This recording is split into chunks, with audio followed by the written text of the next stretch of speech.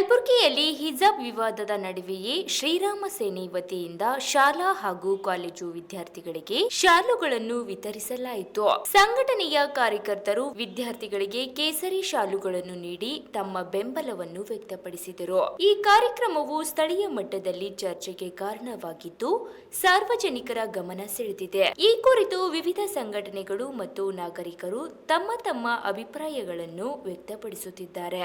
ಶಿಕ್ಷಣ ಸಂಸ್ಥೆಗಳಲ್ಲಿ ಸಮಾನತೆ ಮತ್ತು ಶಾಂತಿ ಕಾಪಾಡುವ ಕುರಿತು ಚರ್ಚೆಗಳು ಮುಂದುವರೆದಿವೆ.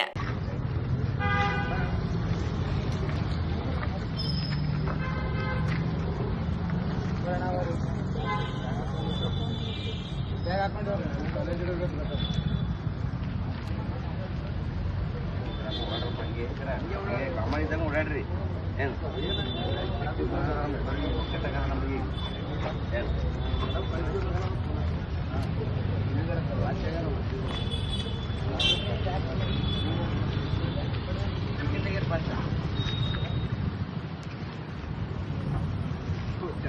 ಅಣ್ಣ ನೀವು ಬರ್ರಿ